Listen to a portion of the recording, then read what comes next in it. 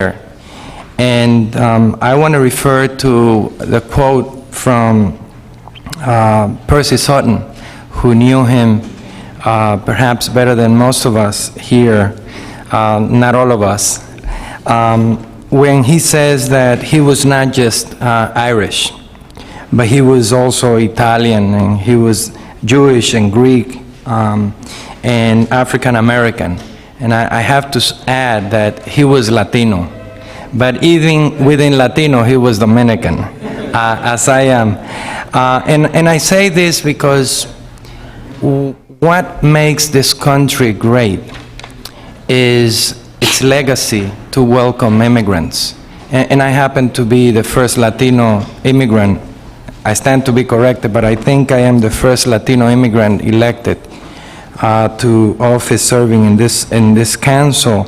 Having been an immigrant born in Latin America. And I think, the legacy that he leaves for us is that the American dream is still very much alive because of his contribution and the contribution that his family continue to make, as I know Brian continues with that legacy that we have.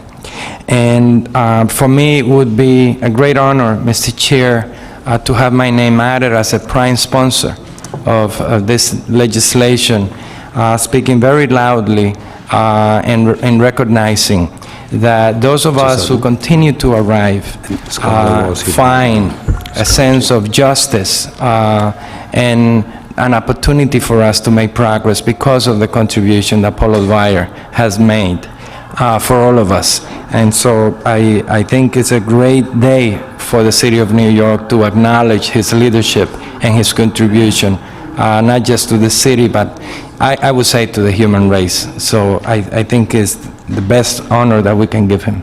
Thank you, Mr. Chair. Thank you very much. Councilman Elridge, and then our speaker. Thank you. I hate to take up the time because there are so many people here, and I'm not a member of the committee, but I feel that I'm a part of an extended family. As Victor said, some of us have been around a long time, and I do remember when he would come with Shirley Chisholm to City Hall, and when Percy Sutton was the glorious borough president, and Paul O'Dwyer was always there with his colleague, I. Philip Sipser, in every good cause that we embarked upon. The two of them were there. Sometimes I would argue, sometimes I would agree. And I had the great honor of working with Pat in the state government. But I want to take issue with you, Guillermo. We're good friends, so I could do that. I don't think Paul would want to say that he sacrificed in his life, but I'm not quite sure, because I think he had truly a glorious life. He has wonderful family, wonderful friends. Percy Sutton's his neighbor. He had two wonderful wives, and he never, ever felt the guilt of not following his own principles, and had that very, I'm sure, warm feeling that one has when they know they're always reaching for the right thing. I'd like to commend Community Board 1 and Catherine, but Paul was a constituent of mine, and I'm very sorry that Community Board 7 is very reluctant to ever name streets after people, and we have an ongoing dialogue about that in the district. But I also think, and it's wonderful that Duane Street will be O'Dwyer Street, but there are so many streets that one can associate with Paul.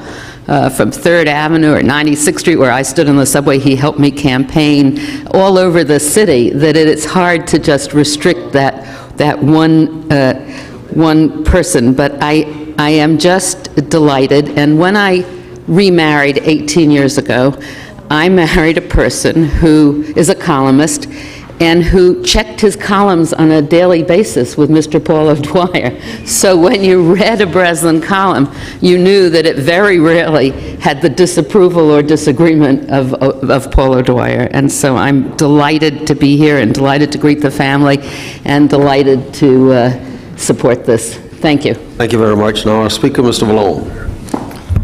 Thank you so much, Ron. If I would have known that, I would read more of Jimmy's columns. I had no idea that. Don't read them. Believe me, Peter, don't read them. I have to pretend that I never know him. Sorry, I couldn't resist that. But if it were up to me, I would name the city after Paul O'Dwyer. He was truly unique. Only one Paul O'Dwyer comes along in any generation. There's a saying that, which I believe, that the forces of evil will always try to extinguish the light. They prefer to operate in darkness. During Paul's entire time here on this earth, he was doing the right thing. He was always a light in the darkness. Whatever the issue, whatever the public opinion, whatever the tirades against him or the issue that he was defending or the person that he was defending, Paul O'Dwyer stood fast. That light was never, ever extinguished. Never on this earth. And I don't think ever in eternity either. Whatever we do in the city to perpetuate his memory and what he stood for and how he fought for those least able to defend themselves can only serve as a tremendous example of what people in government should be doing. And that's simply the right thing.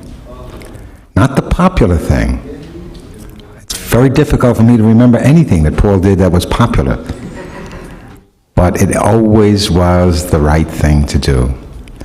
So Pat and Brian and Percy and all of you who are here in the memory of Paul, someday I would like to introduce a resolution naming the whole city after him, but right now we'll settle for a place that could be associated with him, and also a place where I went to school, in the old Fordham Middle School on Duane Street. But in my heart and in my prayers, Paul will always be there. So I strongly support my own legislation. Thank you very much. I'm glad to know that you support your own. Thank you very much. I see Ms. O'Dwyer and Brian's here. I think before calling the witnesses, is there anything, Mrs. O'Dwyer, you'd like to say to us, or Brian, any other members of the family? Why don't you come and just let us see you and any other family members, and then we're going to get to Mr. Sutton and others. I think Percy will understand if I do this first.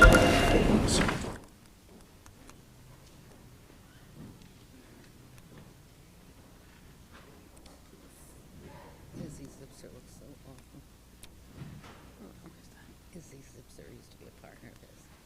Very active in politics. He still may be counsel to Ada. Philip Zipser. Philip Zipser. A lot of other unions. Great progressive guy from Westchester. Thank you, Mr. Chairman, Mr. Speaker, members of the council. Paul O'Dwyer arrived in New York City on April 21st, 1925, at the age of 17. His first address in this country was at 103rd Street and Columbus Avenue in Mrs. McGuire's Irish boarding house. Although he traveled to other cities and other countries, his heart always stayed in the city that gave him a home, an education, and abundant opportunity. He knew every inch of this city. For almost 70 years, he walked its streets, he rode in its subways, and he frequented its coffee shops, Ellen's being a favorite. The union workers, the city employees, the man on the street were his trusted friends. The cadence of their diversity, the diversity that you speak of here today, was his favorite song. These New Yorkers weren't mired in big ideas and grand schemes. Like Paul, they survived on common sense. Being the youngest of 10, Paul learned at an early age that being simple and direct got the most attention. Yet at the same time, he could be a brilliant thinker.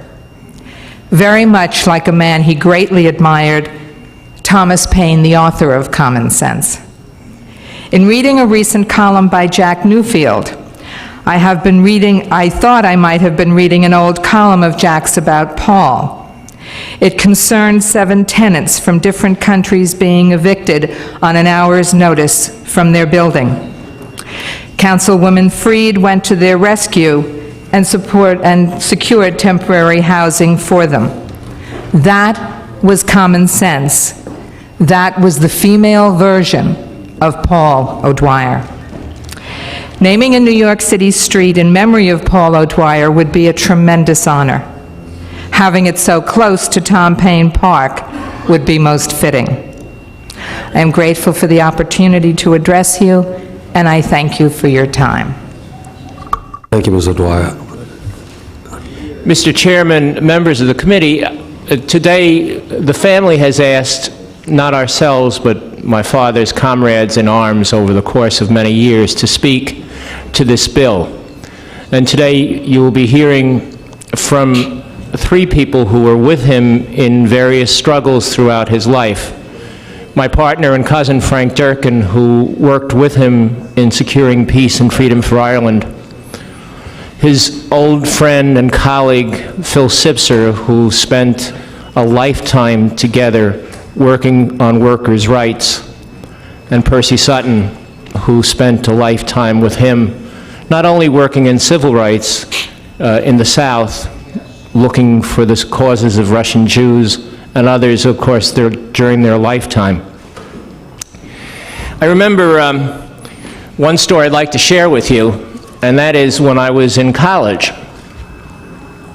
Going to school at George Washington University, my father picked up the phone and said to me, "You know, Brian, there is a march in Mississippi. James Meredith has been denied entrance into the law school. And I want you to fly down and meet Percy and me in Memphis, and we'll go over, we'll drive over to Mississippi and go as part of that march." And of course I did, and bought my airline ticket, went and marched with, very proudly, between my father and Percy Sutton. And we confronted the forces of Mississippi white supremacy those days. And it was all over. I said to him, "Well, here's my ticket and the receipt," as any college student would. And he said, "What's that for?" I said, "Well, aren't you going to pay me back?" And he said, "First lesson, when you march for civil rights, it's got to hurt a little bit." So, and I learned that very early. In looking today, it occurs to me, just sitting here in this audience with many of our friends, that this institution, which he loved so well, may be his greatest monument. For a man who fought for years and years to make sure that the poor, the black, the Latino, the women sat at the seats of power, this institution, which so amply demonstrates its diversity here today, is probably his most lasting monument.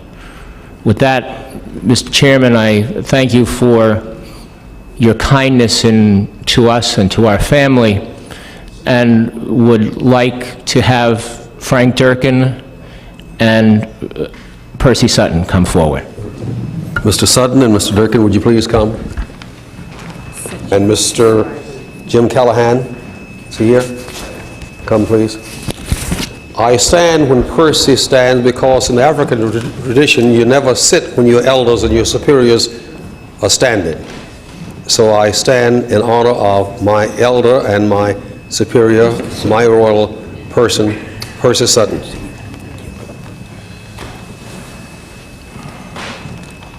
Go right ahead. Phil? Go right ahead. Now, which one wants, let's not fight on the right. Mr. Sipser, why don't you start first? Since I'm going to speak for 15 minutes. Well, I guess I'll speak today? for 5 minutes. All right, thank you, all right. that Well, then I'd better start with Percy Sutton. First, you push the button. Thank you. Okay. Before I speak, I would like to say hello to Ronnie, who has been my comrade for I don't know how many years, and to Percy Sutton, who's been an inspiration for all of us, white, black, Hispanic, Latino, everybody. So we are fortunate that we have had put together so many wonderful people, including Paul O'Dwyer. I am a union lawyer, and I was admitted to the bar and will be admitted to the bar for 60 years this coming February. I have represented over the course of this country, I guess, about 1 million workers. I represented 1199. As the chairman knows, I represent Jim Butler, the public workers, even as of today, and I am grateful for the contribution made by the African Americans in this city. But I want to tell you that I met Paul O'Dwyer 55 years ago, in 1945. And as a result of that, I tried a case for him at the National Labor Relations Board. We won that case, and I stayed a friend of Paul's for 55 years. I think that I have been criticized by his son, Brian, because Paul lost the Senate campaign, which I was the campaign chairman. So that's my statement right now. I've listened to all of you speak, and I tell you that everything you have said is wonderful, etc., but I would like to add 2 areas which may be information which you don't know.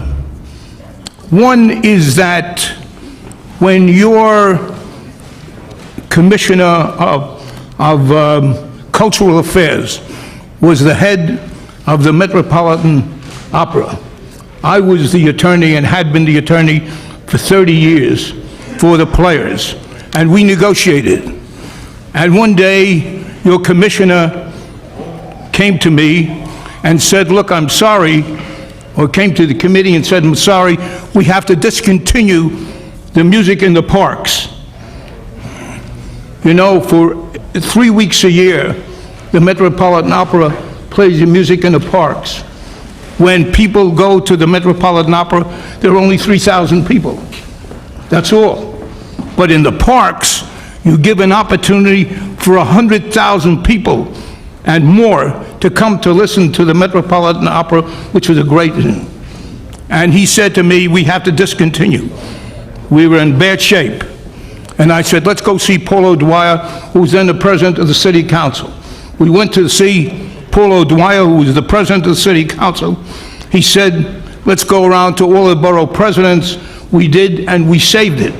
And that was 25 years ago, or 15 years ago, and we're still playing in the parks to thousands of people and kids who would never hear the Metropolitan Opera or the New York Philharmonic players, which I also represent. Now, the other thing that I wanted to talk to you about, which nobody has mentioned, but I understand that it was written up by Jim Callahan in The Observer, but I hadn't seen it anywhere else. And that is that in 1960 some odd, I went to see Paul O'Dwyer and I said, I've been solicited to defend 8 Kentucky miners. And Paul said, Kentucky miners? What the hell am I going to do with Kentucky miners? And I said, the same thing I'm going to do with Kentucky miners. I mean, well, I convinced him. We went down, we defended the 8 Kentucky miners. Why didn't the union defend them? The union had been sued like crazy, so the union stayed away from the indictment, which was their attempt to blow up a bridge. Paul and I went down there. Paul spent $16,000 of his own money to defend those guys and didn't receive a penny back. $16,000. I also put in $15,000. But you don't have to name the street after me. I don't want it. At any rate, the fact of the matter is that we went to the Sixth Circuit Court of Appeals, and the Sixth Circuit Court of Appeals bawled us out because we didn't have more than one record, and we told them we didn't have any money. And they caucused and came back and said to Paul O'Dwyer and myself, and Leonard Boudin at that point of the game, gentlemen, we want to tell you that you've done a wonderful thing in defending these people in the best traditions of the bar. And there I want to say that it was in the best traditions of the bar, as well as a human being, that Paul O'Dwyer acted. I know that this is the naming of a street. I want to tell you that this city belonged to Paul O'Dwyer. He was the epitome of a man who walked these streets, and he represented the best in us, not the worst in us. And you have to remember also that he went through some tough times. He was red-baited at times. But the fact of the matter is that Paul stood up like a man. And if you will, Mr. Chairman, I delivered a little speech at Paul O'Dwyer's 90th birthday, which I would like to put into the record. Thank you very much. Thank you. Thank you very much for your testimony. I thought you were kidding about 15 minutes, but I see you kept your word. In reference to Paul O'Dwyer not going to the Senate, Maya Angelou made a statement that when they know better, they'll do better. Had the people of New York known better, they would have done better and elected Paul O'Dwyer. Mr. Sutton, my hero, our Thank you, hero. Mr. Chairman. I received a notice from Pat O'Dwyer saying that on this day you'd have under consideration the naming of a portion of Duane Street, Paul O'Dwyer Way. The 19th of October is a very difficult day for me because on this day I have brought people from England, South Africa, and California for an all-day meeting. And I was told that I should be here at 1 o'clock. I forgot my days and the Board of Estimate. I forgot that things don't always come off on time. But that's not going to deter me from saying thank you to all of you. Thank you for the comments, the kind comments you've made with regard to me, and thanks for associating me with Paul O'Dwyer. I'm not only honored, but I'm going to read this because it's necessary for me to curtail my speech. There's no clock Don't on you, let me Mr. get Sutton, there's no going on. clock on you. I'm honored to have received the call from Pat O'Dwyer. I'm not only honored, but privileged to have received the invitation to come here today. I want to thank each of you. I came to know Paul O'Dwyer some 55 years ago.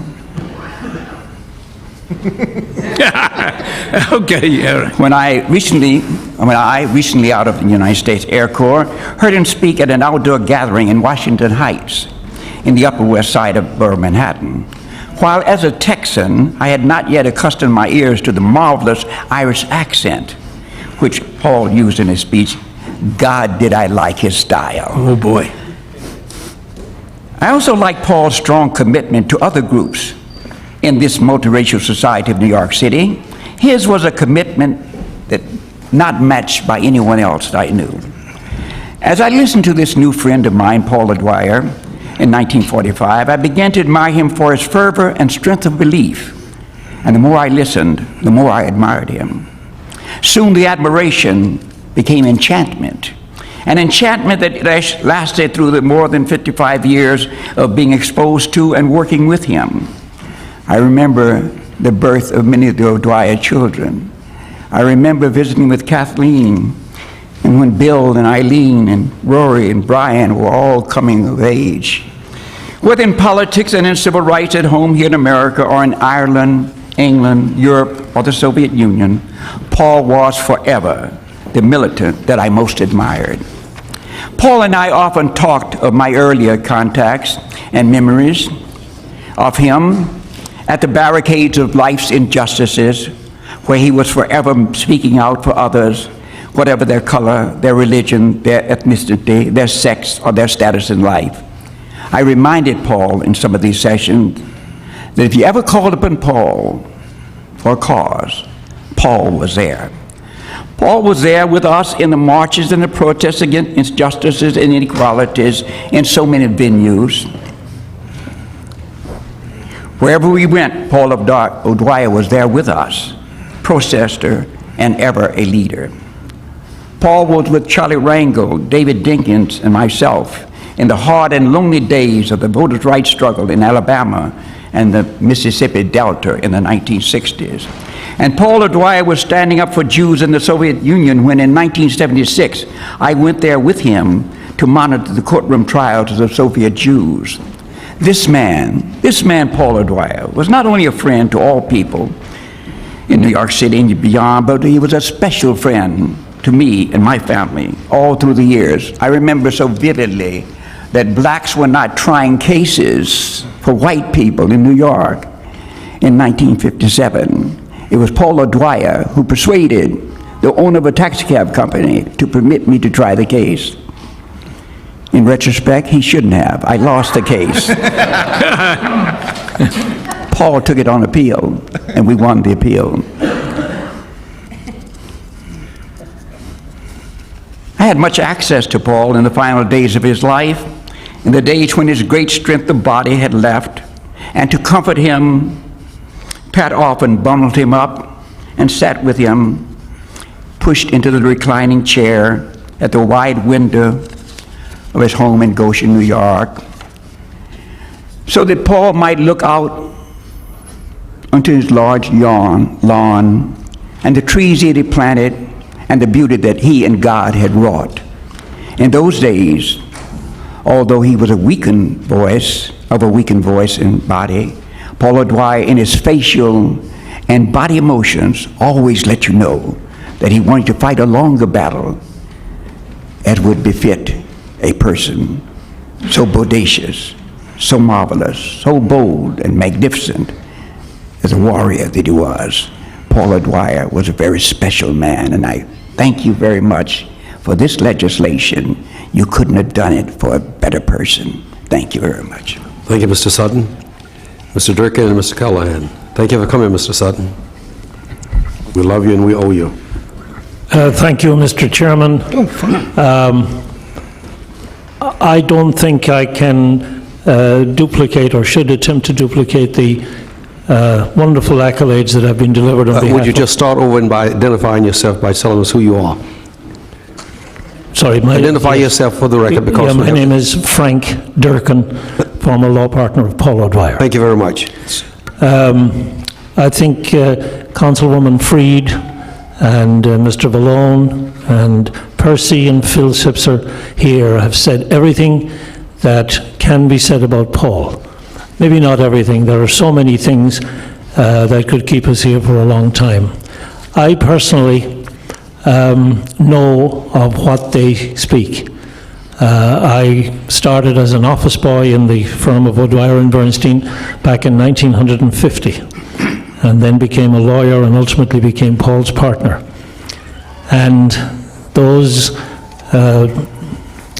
bouts and those battles in the courtroom were nothing to the bouts and battles in the office after 6 or 7 or 8 o'clock at night, when Paul would keep on going, keep on meeting with the disenfranchised and the poor to solve their problems, going home at 11 or 12 o'clock at night. And I think, Mr. Chairman, you applied the appropriate word to describe Paul in all of the endeavors he ever engaged in. He was a pit bull, and he was a pit bull on the side of right. Mr. Callahan. My name is James Callahan. I'm here to thank you, Chairman Forster, and the rest of the members of this council. I'm here to tell a few personal stories involving my beginning days at City Hall when I worked in this office in 1974 through 1977, working for Mr. O'Dwyer as City Council President. I think one of the things that was mentioned here before regarding by Brian actually, Paul's legacy is right here with this committee and with the full council. I would also like to add that in the latter days of his life, in keeping with his tradition of standing up for those who were considered underdogs by society, as usual, he didn't think twice about aggravating his fellow Irish Catholics when the Irish Lesbian and Gay Organization wanted to march in the St. Patrick's Day Parade. Their champion was Paul O'Dwyer, as Percy mentioned and others have mentioned and you mentioned, adding to a long list of people who he stood up for. And in fact, when I spoke to him about it, he said he was going to suggest to them, as a way to tweak the Ancient Order of Hibernians, to apply for the permit first, so they could march up Fifth Avenue before the regular St. Patrick's Day Parade, which was typical Paul O'Dwyer, which we're missing here today, a little bit of his sense of humor. He was a very tough taskmaster. He was a great boss. He was my mentor, in some ways a surrogate father. But he also had a very, very funny side to him.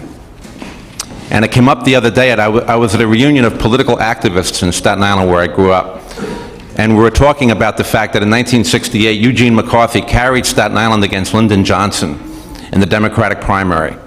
And no one can figure it out. In Republican territory, even the Democrats are Republicans in Staten Island. Councilman Odo's no longer here, but... So I asked Paul this a couple of years ago, and I said, you know, I can't understand it myself, and I was involved in that campaign, and that's when I met Paul O'Dwyer, when he gave a speech out on the island against the war in Vietnam. And I said, how did McCarthy carry the island? And he said, Jim, that's easy. They thought they were voting for Joe McCarthy. Probably right. I think Paul would be also thrilled that Community Board 1, and Councilmember Freed perhaps could answer this question. In voting to endorse this bill, I see there were 29 in favor, 0 opposed, and 1 abstention. And I was wondering if that abstention, if that person has identified herself or himself. But as we walked in here this afternoon, everybody was signing in favor of the bill. And I said, there has to be one person in the city of New York who's here to testify against this bill. I'm not sure who it would be. Perhaps from one of the old red baiting days, or maybe somebody from the New York Times who never endorsed Paul O'Dwyer in all his life. He was a little too Irish for the New York Times, and a little too Catholic for the New York Times. Also too Jewish. And and a little too Jewish. And Paul knew about discrimination from, of course, growing up in Ireland, which I won't bore you with, but also he faced it in 1990, in 89 and 90, and I can tell you this, having managed David Dinkins' campaign in Staten Island, a friend of mine, Larry Hanley, was on a search committee for the commissioner to the UN and Consular Corps. And from November through March, the good liberals of Manhattan were holding up Paul O'Dwyer's nomination because he was too old. And we had to intervene with David Dinkins and say, you have to put this nomination through. This is your friend. You can't let these people stop it. But that was their reason. Of course, there were other ancient fews, but that was the public reason they gave. Think about it, if they would ever say that in public in the great borough of Manhattan. With my condolences to Manhattan council members. In any event, Paul also brought Isabel Allende to City Hall against the wishes of many people in this building at the time, and Daniel Berrigan and Cesar Chavez and others. And I remember one day a cop at the building called me over, and Kenny Six, his name was, and he said, hey, Callahan, come over here. I think it was the day Isabel Allende was here. He said, what, are you planning a revolution in there or what? And the funny part of that statement is that here was a man, Paul O'Dwyer, who believed absolutely in the rule of law and the Bill of Rights and the Constitution. And we used to argue with him day and night about how not radical enough he was for our taste at the age of 27. And how absurd the arrogance of youth was, that here was the most radical politician ever to hold an office in this building. And us young kids really were telling him he wasn't radical enough. But he taught me several things. The door was always open to this building. It wasn't an armed camp in those days. Although we did have terrorism. If you remember, Francis Tavern was blown up in 1976. They found a bomb at LaGuardia Airport, and we didn't have this. I don't know how this was allowed to happen, but I hope under the new mayor it changes. The door... And he taught us that every single person who came to us deserved a hearing. Whatever party they belonged to, whether they voted or not, that was of no concern to us. We were there to help them. And He set up the first ombudsman's office in this city, and he was laughed at by a few people who didn't understand what he was all about, and now it's part of our culture. As council president, he tried to save jobs, Silver Cup Bakeries, Rheingold in Brooklyn. He had great relations with unions, not all the time, but most of the time. And when he defended people who were unpopular, that's what I learned from Paul O'Dwyer. So, for example, when he was hanging out with Jerry Adams in the mid-'70s, and Ted Kennedy and Hugh Carey and Daniel Moynihan and Tip O'Neill were castigating him relentlessly, Paul O'Dwyer said, "I'm with Jerry Adams." And now it's the year 2000, and we see what that has wrought. And we can thank Paul O'Dwyer. Bill Clinton told me for that Observer piece, if it weren't for Paul O'Dwyer, there would be no peace in Ireland. Because right after the Jennifer Flowers scandal, Paul went to see Bill Clinton and convinced him that he was the person who could bring peace to Ireland. The only president in our history who has shown this concern at the urging of Paul O'Dwyer. So those are my stories. The funny thing I was thinking about here, one of my assignments when I worked for the council president's office was to be a liaison between the city council hearing committees such as this and Paul. And one day I went to a parks meeting and I went back to report to him and he asked me what happened and I said, "Wow, they're changing street names again." And he said, "Well, what's wrong with that?" And he pulled out of his desk a bill that he was going to introduce to name what's now known as Thomas Paine Park and handed it to me to give to Tom Cute, who was the majority leader. So it was another lesson learned about youthful sarcasm. But the most important thing that he gave me was he taught me how to write.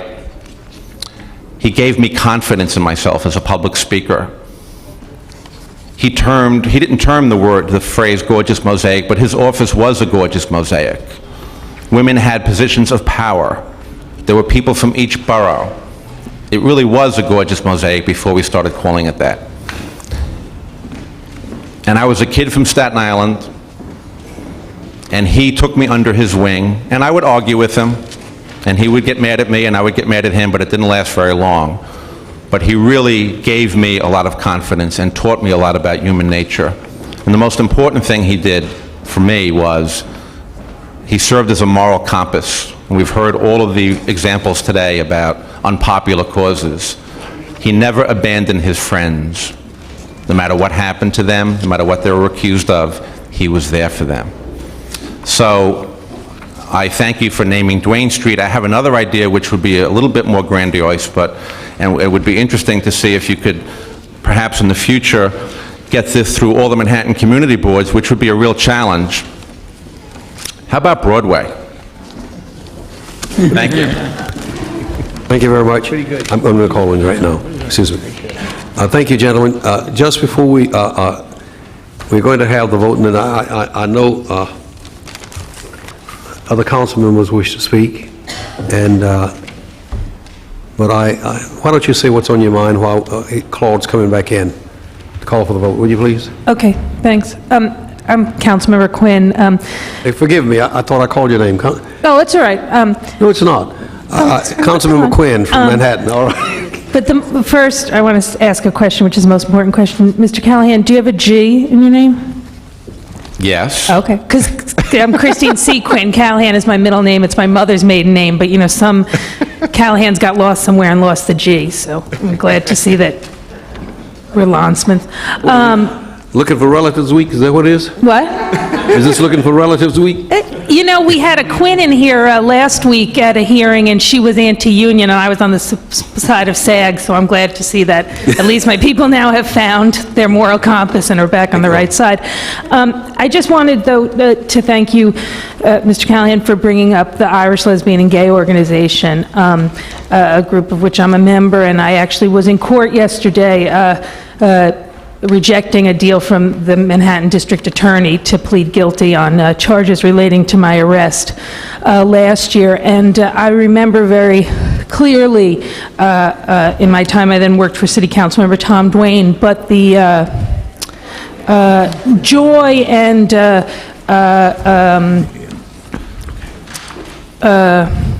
I don't know what the right word is, but When Mr. O'Dwyer came to the aid of the Irish Lesbian and Gay Organization publicly, it really boosted people's energy and their belief that someday we would be in that parade, and to have a man, such a leader in the Irish community, a man of his stature, stand up that way with a group that was so rejected by the Ancient Order of Hibernians and so ridiculed to have him and his family stand with us was an undescribable event, something that I know all of us will, really hold forever. We had many great people, Mayor Dinkins and others, who stood with the Irish Lesbian and Gay Organization, but to have, Paul O'Dwyer, an Irishman, do that so publicly really changed everyone's hope and belief that someday we will win that battle, and I know people hold that in their hearts every year as we get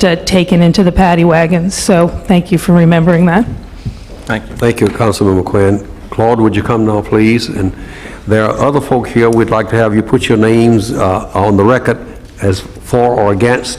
But in the meantime, we're going to have the roll call. Ms. Pavazana had to leave. They're having the affair for her tonight, but her vote is in favor. Well, she's back now. Oh, she's coming back. They had the party over already? Oh, just beginning, all right. Would you have the roll call and call Madeline first, please? Provenzano? Thank you very much. Foster? Proudly on all, and please put my name down where it is not as one of the primes. And I'm especially grateful, as I said before, that I lived long enough to see my hero here, my mentor, Percy Sutton, testifying on behalf of another hero and mentor, Paul O'Dwyer. It's been, if I get no further blessings from God this year, I can say thank you. I vote aye. Fisher? Well, normally I would vote yes, but in Paul's memory, aye. Linares? I vote yes on all, and I'd like, again, to indicate that I'd like to be noted as a prime sponsor for Intro 484 Paul O'Dwyer Way. Thank you. Robinson? Mr. Chairman, may I be excused to explain my vote?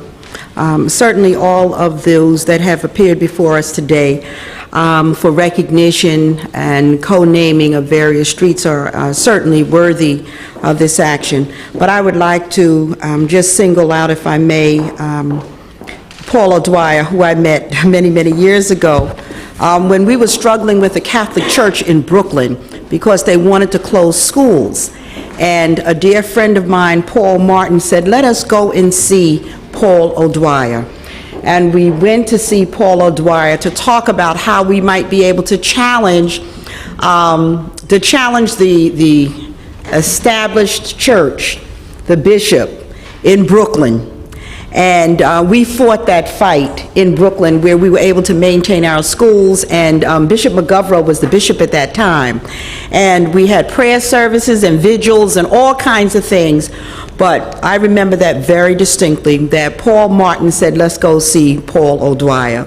So therefore, in another movement, Paul O'Dwyer was certainly present as well. And I vote aye on all legislation that appears before us today. Thank you. Moskowitz? Golden? Be excused to explain my vote, sir. Thank you. Patricia, Brian, family, and the friends of Paul O'Dwyer. He was obviously a great man. You can see that today here. I grew up in a family of 8. We came here in the, I guess, 1948, 49, my parents, and grew up in an Irish circle and realized how much the Dwyer name meant to the Irish. But sitting here today and listening to everybody, you see how much he meant not only to the Irish, but how much he meant to the whole city and to the country as a whole. He stood for a lot of things, and they still stand today, this family, for honor and justice and goodness and righteousness. And it's a small tribute, the naming of a street, but at least it will be a lasting tribute, and he will get a good laugh out of it. Thank you. And thank you. I vote aye on that. I vote aye on that bill. And on the bill number 644, I went in the police department in George Meade. I was, my first day in the police department was in October of '73, and we remember when George Meade was gunned down. So this is truly a great bill as well for Member Esposito, Councilmember Espada.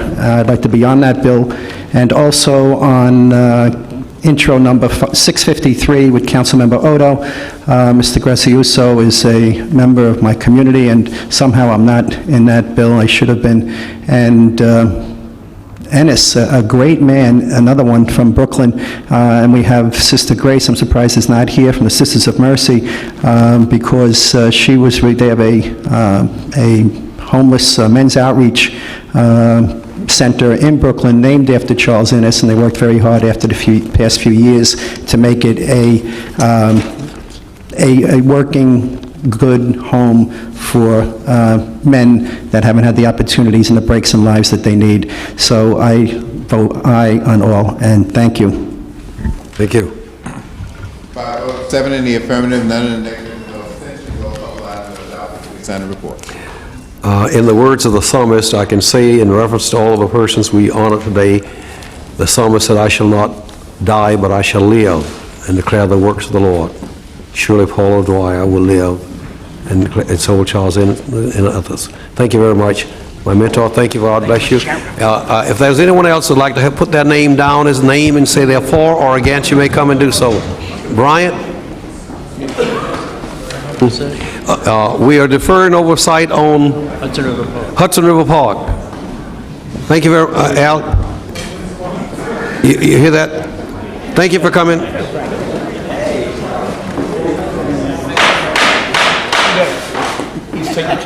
We stand adjourned. Thank you.